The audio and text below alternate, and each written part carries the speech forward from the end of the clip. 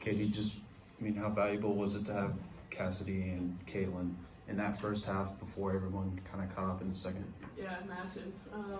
Obviously, Cass, she hit, all 4 of her threes there in the first half, and then thought whenever we threw the ball to Caitlin, she made something good happen. So we just got a little stagnant offensively, and they kind of saved us. And we made some free throws in the first half.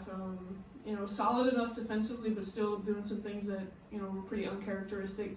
They had some kids step up that that don't shoot the ball from the perimeter. I think number 11 had made 3 or 4 threes all year and comes out and hits threes today. So we made an adjustment, and thankfully we scored enough points to win the ball game. And then that stretch in the third quarter where you guys got the 2 turnovers off the inbound pass. Is that something that you saw on tape that Northwestern might be prone to, or did it just kind of happen? No, I think it just kind of happened.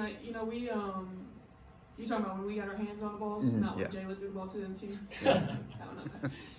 Because we tried to do it in the first half too.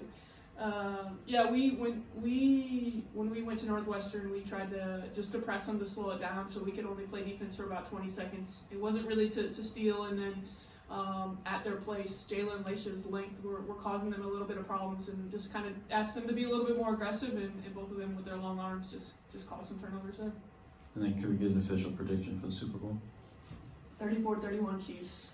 Patrick Mahomes downing the ball, going to 5 runs out.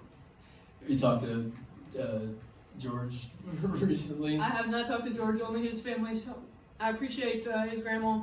They had actually already left for Arizona, and grandma ran over to the house and grabbed me a jersey. I wanted to make sure, because the Karlaftis jersey I have is Chiefs, and it's red, and there's no way I can wear red out there, so I wanted to make sure I was representing the right way. That's right. Looking back to a couple of shot clock violations, a couple of them kind of bailed out in the second, then a couple more down the fourth. What kind of things, and they could all be different, but what kind of things are you hoping to see offensively out there so you don't have to kind of avoid that last second? Yeah, shot? I thought, and I think I actually asked our group, there was one time out, tell me what you see there. It was in the second quarter, we were just kind of stagnant, and Cass said it beautifully, we didn't have a lot of purpose with what we were doing offensively. We were just kind of passing the ball around the perimeter, not a lot of purpose. We were looking to make the extra pass when the extra pass wasn't open, when someone else was open. So just kind of going through the motions with not the right purpose. We talked about it at halftime, and then Laisha was aggressive and got some layups at the rim. Mads ran the floor hard and got a layup, got to the free throw line.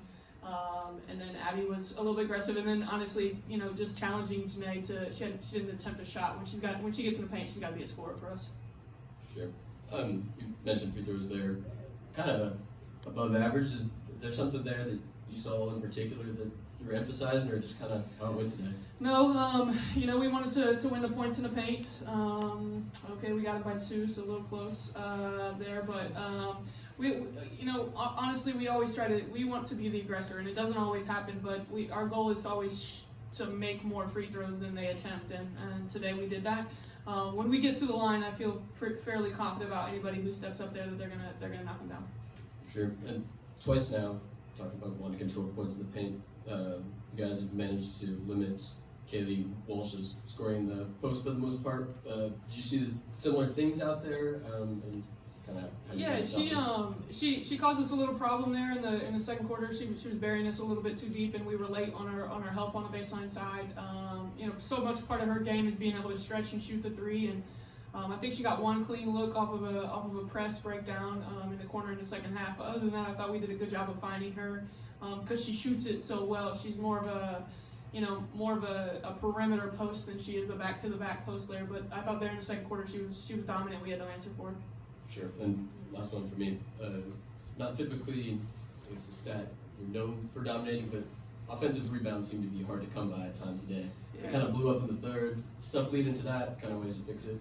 And I told them at halftime, I think they had 7 offensive rebounds, we had 0.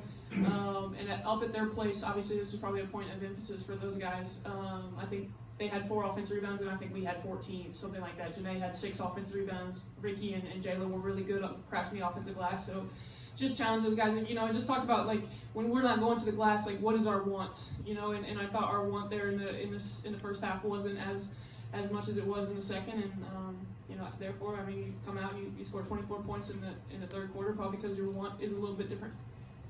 Thanks. Nope. Brendan? Go Chiefs, y'all. Thanks,